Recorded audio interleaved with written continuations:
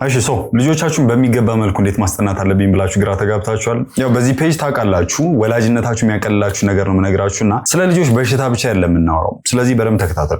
በጣም ቅመም የሆኑ መንገዶችን እነግራችኋለሁ። እነኚህ በእርግጠኝነት በቀኑ 30 ደቂቃ ቢወስዱባችሁ ነው። ሁልጊዜ ሪፒቲቲቭሊ የምትደጋግሙት ከሆነ ልጆቻችሁ ውጤታማ ይሆንላችኋል። ስለዚህ በደንብ የተከታተላችሁ ሼር፣ ኮፒ ሊንክ፣ ሪፖስት ማድረጋችሁ እንዳትረሱ። አንደኛ ልጆች ጥናት የሚለውን ነገር ምን እንደሆነ ከመረዳታቸው በፊት ሞቲቬሽን ሳይሆን የሚያስፈልጋቸው ድግግሞሹ ሩቲን መሆን አለበት ወይም ደግሞ በየቀኑ የሚደረግ ነገር ሲሆን ጭንቅላታቸው እየለመዱት ይመጣሉ። ያን ነገር ኢንጆይ እንዲያደርጉት ይረዳቸዋል። ስለዚህ ዲስትራክሽን ፍሪ የሆነ ምንም የሚረብሻቸው ቲቪ መጫወቻ ምናምን የሌለበት ንጹህ የሆነ ክላስ መሆን መቻል አለበት። የሚያነቡበት የተመቻቸ ቦታ ላይ አመቻችታችኋቸው 30 ደቂቃ እነሱ የሆነ ነገር ወይ የቤት ስራ ብቻ የሚሰሩትን ነገር አመቻቹና አስቀምጡላቸው። በዚህ ጊዜ ጥናቱ እንዳይደክማቸው የቤት ስራቸውን ይሰራሉ። ከመጨረሳቸው በፊት እንዳትነሱ አይደለም ማለት ያለባችሁ። መሀል ላይ ረፍት ያደርጋሉ። 5 ደቂቃ ትንሽ ይጫወታሉ፣ ከዛ ይመለሳሉ። የዚህን ጊዜ ጭንቅላታቸው አክቲቭሊ እያረፈ እየሰራ ስለሆነ ለረጅም ሰዓት ማጥናት ይችላሉ። ስለዚህ ይሄ ነገር ፖሞዶሮ ይባላል። ደጋግማችሁ መሞከር ትችላላችሁ። ሁለተኛው አብዛኞቻችሁ ወላጆች የምትሳሳቱት ነገር ልጆቻችሁ በቃ ትምህርት ቤት ተምረዋልና የቤት ስራቸውን ይሰራሉ። በቃ ጨረሱ። የቤት ስራችሁን ጨርሳችኋል? አዎ ጨርሰናል በቃ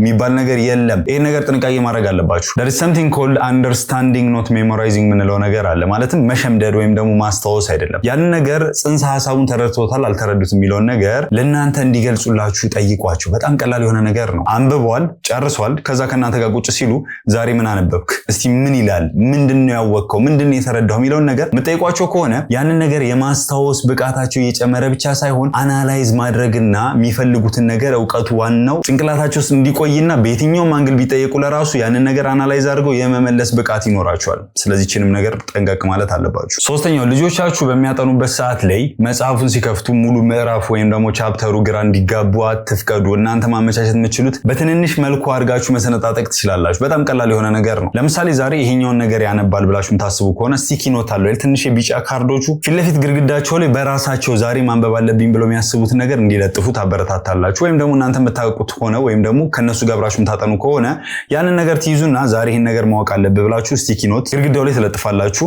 ካልሆነ ደግሞ ኖትቡክ ላይ ይሄ ነገር ማወቅ አለብህ፣ ይሄ ነገር ማወቅ አለብህ፣ ይሄ ነገር ማወቅ አለብህ ብላችሁ በትንንሽ መሰነጣጠቅ ይኖርባችኋል። ከዛም ደረጃ በደረጃ እያንዳንዷን ነገር እያወቁ እየተረዱ እንዲመጡ ጊዜ ትሰጧቸዋላችሁ። ይሄን ነገር አነበብኩኝ ቅድም እንዳልኳችሁ ትጠይቁታላችሁ፣ ለነሱ ያብራራላችኋል፣ ምሳሌ ይሰጧችኋል። እንደዚህ ያላችሁ እየተረዱት እንዲመጡ ትረዳላችሁ። ከዚህ ተጨማሪ ደግሞ አክቲቭ ለርኒንግ የምንለው ነገር አለ። ጥያቄዎችን ይሰራሉ። ያነበቡትን ነገር ሰመራይዝ አድርገው በአጭሩ መግለጽ ወይም ደግሞ መጻፍ ይኖርባቸዋል። ከዚህ ሌላ ደግሞ ኮንፊደንሳቸውን ራሱ የሚገነቡበት አንድ መንገድ አለ፣ ኤክስፕሌን የሚያደርጉላችሁ ማለት ነው። የዚህ ጊዜ ምን ታደርጋላችሁ? እነሱ ያነበቡትን ነገር እናንተ እንደ ተማሪ ቁጭ ብላችሁ ልጆቻችሁ በደንብ እንዲያብራሩና ያሰቡትን ነገር እንዲገልጹ ስለምን እንዳወቁ የሆነ ዊኬንድም ሊሆን ይችላል ብቻ የሆነ ሰዓት ሰጣችሁት ቁጭ ብላችሁ እነሱ የሚያወሩትን ነገር በደንብ አዳምጧቸው። እነሱ ያወቁትን ነገር ኤክስፕሌን እያደረጉላችሁ ስለሆነ ጥናታችሁ እየጠነከረ እንዲመጣና የሚያጠኑት ነገር ለራሱ እየተደሰቱበት እንዲመጡ ይረዳቸዋል። ስለዚህ እነኚህን ሶስቱ መንገዶች መጠቀማችሁ እንዳትረሱ። ተጨማሪ እናንተ የምትጠቀሙት መንገድ ካለ ኮመንት ላይ ማስቀመጥ ትችላላችሁ። ማንኛውም ጥያቄ መጠየቅ ትችላላችሁ። ቤተሰብ ያልሆናችሁ ፎሎ ማድረጋችሁ እንዳትረሱ።